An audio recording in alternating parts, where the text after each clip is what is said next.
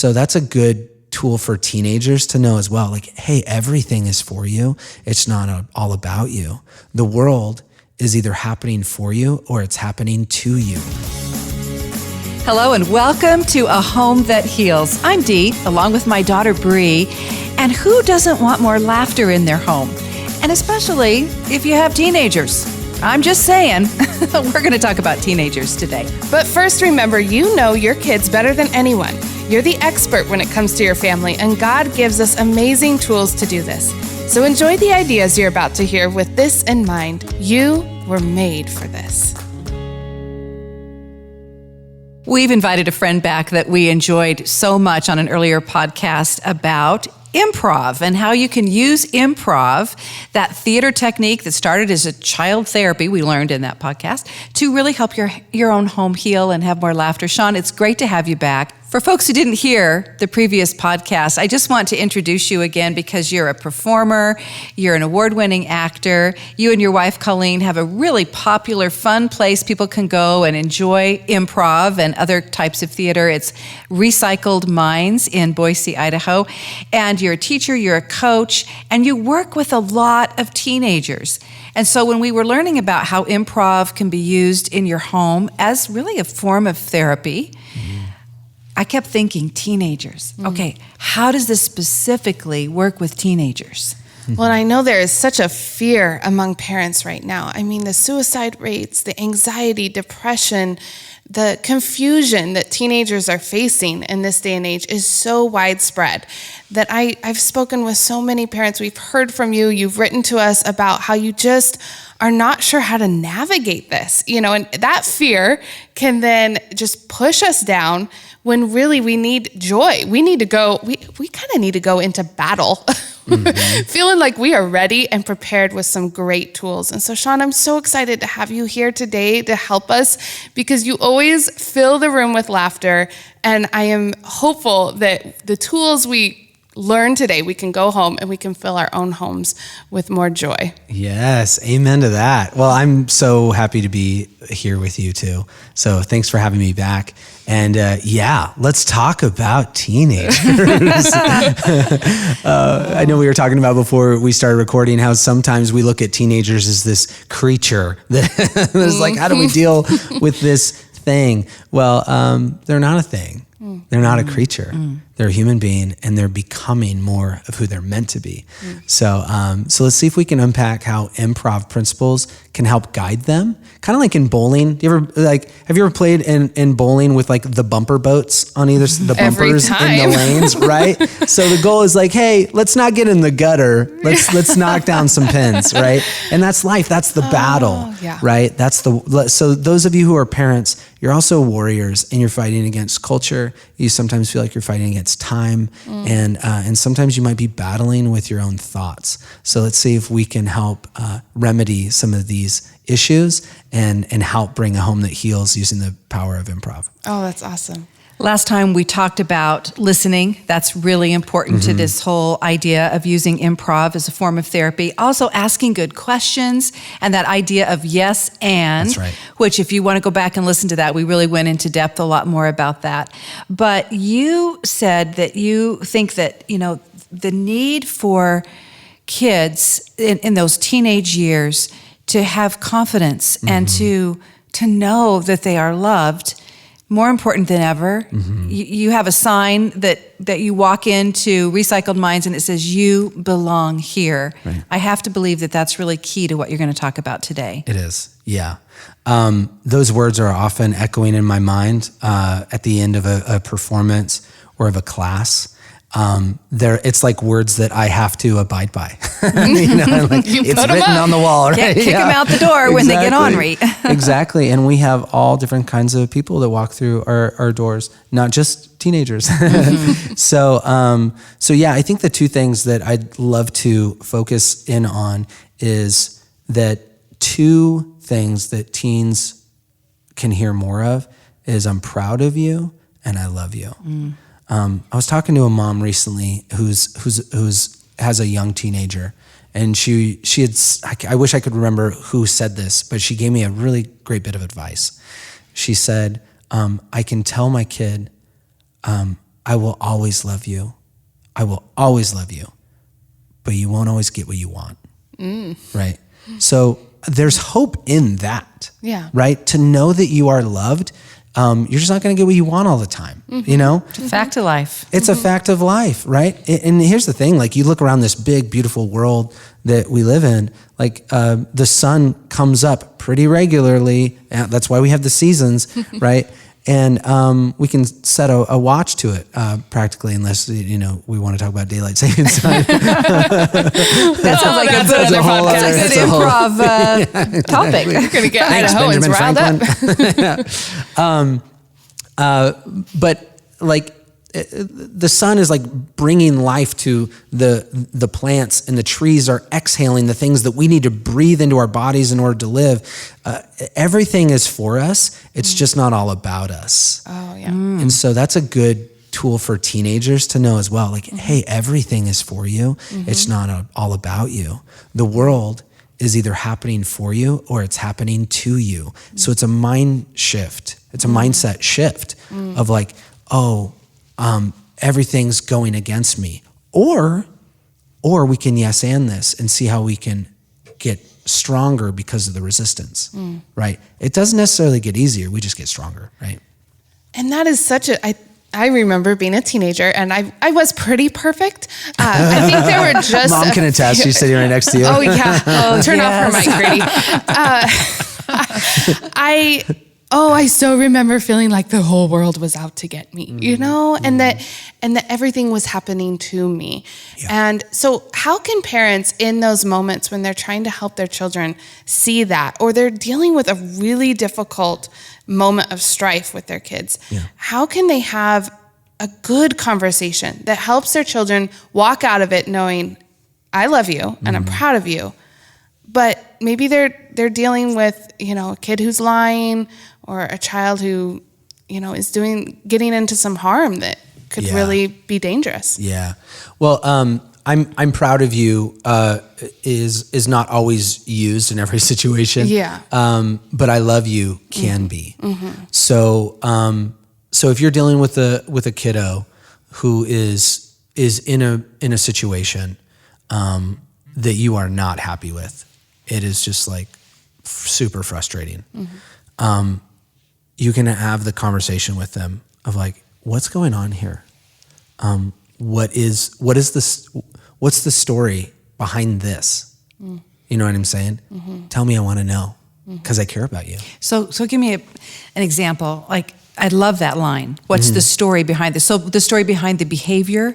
Yeah. So for example, I teach a lot of teens, right? And so I have an idea of something in my mind where there's a conflict between two teenagers in a classroom environment. That's got to be a killer in your kind of classes. It's tough because you can cut through the tension like a knife, and these kids carry it, right?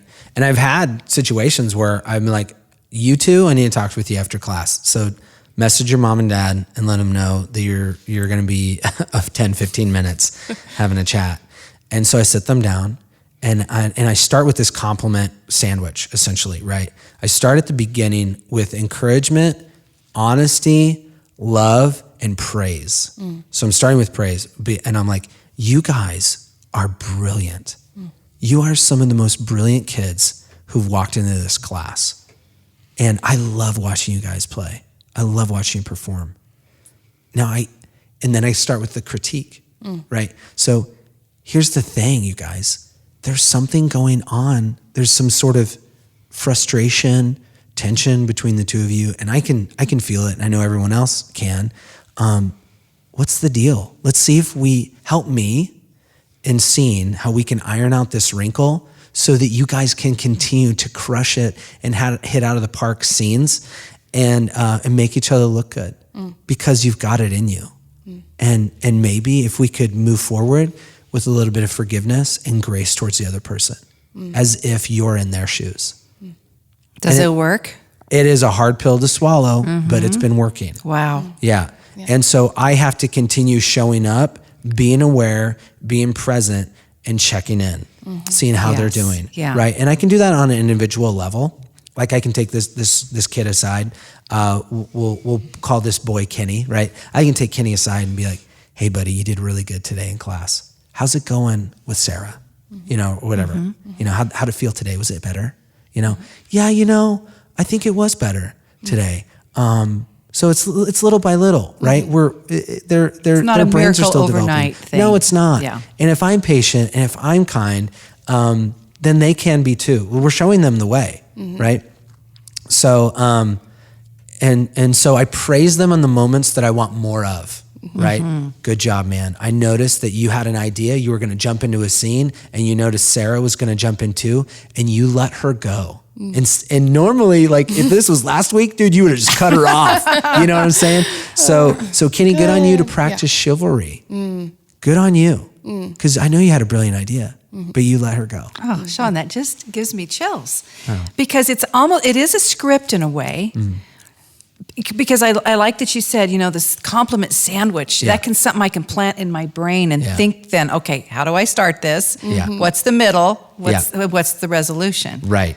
And that's such a helpful tool to have when you're walking in to have a difficult conversation with your teenager, is to think about how can I make this a sandwich, a compliment sandwich, and still address the issue. Yep. Start with truth, start with praise, then critique, and then finish up with more of the same as far as like the compliment at the end to pull in now you're respecting the critique and also respecting the praise as well, right? So you're giving hope and encouragement and critique, right? Hope, encouragement, critique. Yeah. So it isn't like, I was thinking with the improv idea of yes and. Yeah. It isn't, oh, yes, honey, whatever you want. It isn't that. No, it's not. But psychologically, it gets you to where you want to be. The same with the compliment sandwich. It isn't like we're just doing this thing where every kid wins a award, everybody is wonderful. They are wonderful. Yeah. They really are. They're made in God's image. Right. And we can always find those things that we can call out of them that God has put in them. Yeah. But then you're also dealing with the reality that we got an issue here. Yeah. And we got to deal with this. Yeah. And that's the yes. Really, it yes and can also be looked at is like, I acknowledge what's going on. And now what do we do with it? Yeah. Right? I'm acknowledging it. And now, and as an instructor or as a coach, like I acknowledge it and I'm going to address it and show up so that we walk away from this conversation. And here's the thing, we have to have conversation. You can't just I don't think anyways, I don't have teens. I deal with teens a lot, right? But I don't have teens at home. But what I'm seeing is they respect me a lot. And I'm funny, but I also have a gear where I've got a dad voice. Yeah. You know what I'm saying? I give time out in my class. And you don't want to get time out in my class because it's like 30 seconds feels like an hour of detention, right? Yeah. Because time flies when you're having fun. And so if you're in detention where everyone else is having fun, you're just like, oh my gosh, why did I act like a dork or whatever, you know what I'm saying? So, but that's the thing. I have established that relationship and that chemistry with them. I started out with at the very beginning of class, the rules. Here's the thing. I'm going to give you all the respect that you deserve. And then I'm just asking you to give me respect as well.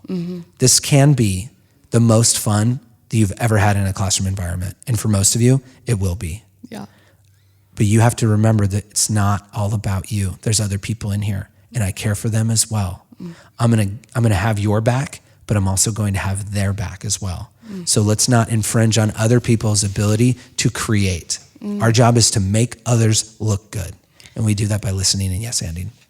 So good. I mean, just this makes me think of my home with siblings. Same thing. Yeah. I love each of my kids. And our home should be a place where they feel like they belong. Yeah. They know they belong.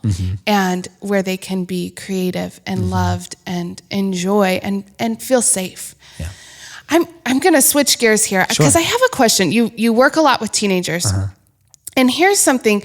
Humor has changed a lot, I think, especially just in my lifetime. And a lot of the things that are funny now, that are put out there as humor are degrading, are vulgar, So how do parents combat that in the home and help how do you help kids realize real humor? Because I've been to your events, and what I love is my cheeks hurt so bad. I usually have like a side ache, and I just can barely handle it because it is so funny, but it is not vulgar. It is not inappropriate.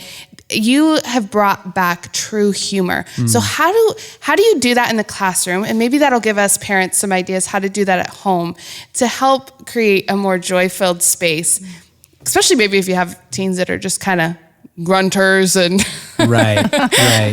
Yeah. You have to wield sarcasm carefully, and don't be sarcastic to in a detrimental sort of way towards other teens. You know what I'm saying? So just because humor is a double-edged sword, it usually comes with truth, but truth can be cutting. So sarcasm is the same way. You can't be like, don't mock or mimic people as a form of humor. That's actually not funny, right? So what I'll do is I'll take on a characteristic or a quality trait and play a character or personify something that is goofy or funny that like we could all laugh at. Like I might don on a cultural kind of like character that we can laugh at. Not necessarily a stereotype, maybe, not necessarily. Yeah, but I'll put on a character or voice, be like, I totally get that, guys. You know, like I'll play a character that's revealing like, oh yeah, that's not who I want to be, right? Because that's silly, goofy. We can laugh at Sean playing this character. So I might say like, hey guys, when we're showing up in the scene, don't make it all about you and steamroll. And then I'll step into the scene as if I'm like, okay, listen up, Terry. And like, I'll play the character that's steamrolling. That it's like, oh, don't do this. And then I'll be like, show up and be a person who's ready to respond and be emotionally invested. That's also a life thing, right? So being emotionally invested in the scenes, right? So these are life principles these kids are getting a chance to live out, which is wild, right? So, and by kids, I mean, I say kids, but I mean teenagers. So I'll give them examples by stepping in and donning on that character, whether it's the good one or the bad one. And it's very clear. It's almost melodramatic, right? It's like I over exaggerate being like the goofy person you don't want to be. And then I'll show up powerfully and responsively to the emotional trait that we do want to be. And they'll see the difference. So that's one of the ways to do it, is not to tear people down. Yeah, it's role playing. Really, it's role playing, and that's how it started as a form of therapy. Is you would get these kids who had difficulties in social environments, and you would have them role play together. Like, here's the situation: they took your toy from you, or this happened. Right? It's the same as teenagers. Here's the situation: prom's coming up, and no one's asked you to the dance. Right? We can all laugh at a scene of a kid's like, "Hey, Jeremy, yeah. So I asked Stacy, she totally shot me down, man. She said no, you know." And the other guy's like, "Well, dude, you have crumbs on your shirt and you're ruining your Star Wars shirt. Look at you, you look like a total goob," you know, or whatever like that. So we're playing these characters and we can all laugh at it, but I'm not talking to the person, calling that person a goober, you know what I mean, or whatever. Like, we're playing these roles to where we can laugh at it and then be like, oh, that's not the person I want to be, or this is the person I want to be, or whatever. So we get to play and express and find these things. I can have kids walk around the room leading with different parts of your body, leading with your chest, or leading with your forehead forward. And you can see how leading with your forehead forward brings your eyes down. And when your eyes are down, it almost brings your focus down, right? But then when I say now lead with your chest, you see these kids start walking differently with confidence. And so I'll be like, now I want you to walk normally, just walk naturally. And their shoulders shift. Some of them go into a slouching stance as they're walking. And then I'll say, now walk again, leading with your chest out, your shoulders out. And I'll say to them, if you would prefer walking like this more because it's giving you more confidence, you have permission. And so I'm having parents come to me and be like, my kid is so much more confident. Wow. And that is a huge gift for a teenager. Yes, it is. To have the gift of confidence. And I have kids who have been like the troubled kid in the room who were like, dude, are you on social media? What's your Snapchat? Right? Because humor is a gift and a skill. If you wield it well, you'll impress upon your hearers and they'll want to learn from you. So you can use humor. It's a double-edged sword. So you can use it with kindness or you can use it with cutting. I would recommend use it with kindness and humor. Play yourself as the one to laugh at and knowing that you can shrug that off and shake it off. Don't call out someone and have them be the black sheep or the scapegoat or something like that. Yeah. Does that make sense? Yeah. You know, I read somewhere, Sean, that you really, I hope I'm getting this right, but a lot of these techniques, you can really help kids that have been bullied. 100%. So tell me more about that. Okay, so I actually was bullied. Really? Yeah. I actually begged my parents. It was my 6th grade year. So going into 7th grade. So what age is that? 12, maybe? 13. Like 13, on the yeah. precipice Yes. of being the teenager. I begged my parents through warm tears to pull me out of school because I was getting bullied so much by younger kids. Yeah. Really? Yeah. So for one summer, for 1 year, I homeschooled. Now, here's the thing. I had older siblings. So they also pulled out my older brother and sister who were like in high school. Oh, I bet they loved that. Oh yeah. My brother missed the entire year of football and he was a stud. So thankfully my parents yes-anded me, and my brother and sister learned some tools along the way too. So not woe is them. They learned some stuff too. Yeah. But over that summer, I learned some things. I learned how to play better with others. I became more confident in myself. I learned work ethic. My mom had set me up she's like, all right, here's the rule. You guys are now homeschoolers for an entire year. Here's your work books.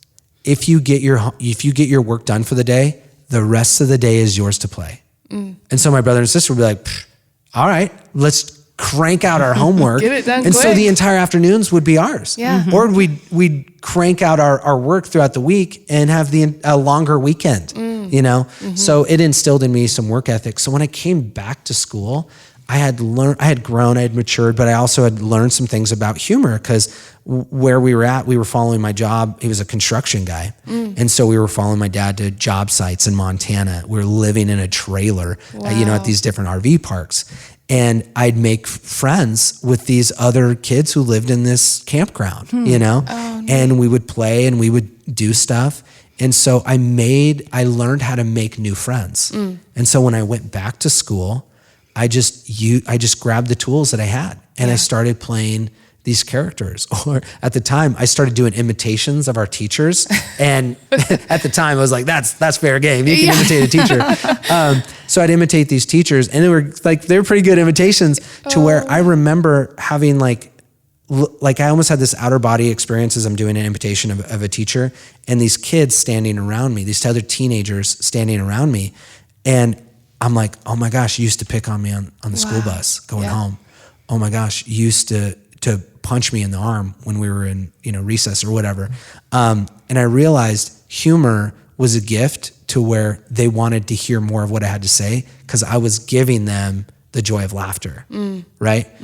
From that point on, things changed for me. And I started stepping in with more confidence, more boldness. I started standing up for myself and other people. And I ended up being the guy who was asked to lead pep rallies. I was then being asked the guy to introduce volleyball games and announce the players who were coming out. And then I ended up being elected student body president. Wow. So I went from being this kid who was bullied to being the kid who people elected as student body president. Yeah. I don't think that ever would have happened had I not found that gift of humor, started doing plays and, getting cast as the lead. Wow. And originally I was just like cast as an extra, actually this is kind of how it started for me. My brother was a senior when I was a freshman in high school and he was a stud football player, like really good. And he got cast as the lead role and I didn't even audition. I didn't even care. My sister came home and I know some of us have people in our lives that speak into us. And my sister says, Sean, you should try out for this. You'd be really great at it. And my sister had this power, this ability to say a thing and I'd believe the thing, right? She's had this voice of encouragement for me that I could hear. And I think some of us in our homes, we might have a son or a daughter that has that voice. Encourage that voice to speak into your other kiddos, right? Yes. Or you might have other friends. You might have other influences. Like the kids that your kids are hanging out with are influencing them, or they are influencing each other, right? So you can speak into them as well to help. Because sometimes they're not hearing the parental voice. It has to also come. This is why we're made for community and connection, right? Yeah. So anyways, I encourage you listening to find other people to speak into your kids. Good voices. So I tried out. I got like the small part, but I got an ovation at the show. My brother and I were not getting along. He had senioritis really bad. I was a freshman. But he told me, he's like, wow, I had the lead role and my kid brother had 7 lines and he stole the show. And so for me, that was an indication that I'm on to something, right? And I had teachers coming up Found your and niche. saying the same thing. So that's how my journey began, because my sister spoke into me. Wow. Yeah. So I just can picture a friend of mine who's in a situation like this, has a child who's being bullied and just beside herself, does not know what to do. Yeah. And it wasn't a happy accident that you found that. So can you kind of think back and think, okay, what was it that my mom and dad did? What were some of those specific things that maybe would work in other situations? I mean, I love that, having other people that can speak into their life. Yeah. That's so good. Yeah. Like you mentioned that you were in all these different environments. Yeah. That seems really key to me too. Because a lot of times your life is just school and it's just those kids that are kind of telling you who you are. Yeah. But being in other places where you have a bigger view of the world and how people are seeing you might be important. 100%. You break the bubble and you change your own culture, right? So if you're always in the same bubble, you're always in your same culture, you believe what other people believe about you, right? I had heard that you often will become the person you most admire. The thing that they think about you is what you often become, right? So if that's a person that doesn't think much of you, you become not much. So, but if you know what God believes about you, then I found myself, so I had a moment where I was living in California. Don't judge me. My family's all from like the Bay Area. I was born in Montana though, so I just had to say that. Yeah, it makes up. I'm totally makes up for it. Yeah. So I remember kind of my first bit of being bullied by these older kids. They had stole a football of mine and written and rubbed off mine, crossed out my name and wrote their own name on my football. And I ended up getting it back. It's kind of a long story. But I was so frustrated. And my mom and my dad did a lot. Like they both poured into me a lot. My mom and my dad had told me to pray for them. And I was like, these kids are bullying me. I'm not going to pray for them. Wow. And they're like, it says to pray for your enemies, which means you're going to have enemies. Pray for them. Well, it's really hard to hate people you're praying for, right? And it shows your heart when you pray for someone and you got something against them and you're praying that God blesses them, that shows up and reveals himself to them and shows kindness in their life. All of a sudden now you're partnering with the divine, the creator who made you and made them. And you're saying, you know what, God, I felt frustrated and X, Y, and Z about this person, but I pray that you bless them and that you help them and that you show kindness in their life. And now when I see this person as a kid, I see them through my prayerful eyes for them. And so their words of pain or things that would normally trigger me to feel a certain way, I can let it go off like water on a duck's back, because in my prayer life, I'm covering them. Yeah. And it's doing something to me. Oh, wow. It takes the focus off of you. That's right. Yeah. And again, onto where there is hope. And that's where depression is. Often we look at ourselves and then our inward focus often goes downward, especially when we start comparing ourselves to other people. Yeah. Right. Yeah. So if we want to combat depression, we need to change our focus. Wise stuff, Sean, from the guy who makes people laugh.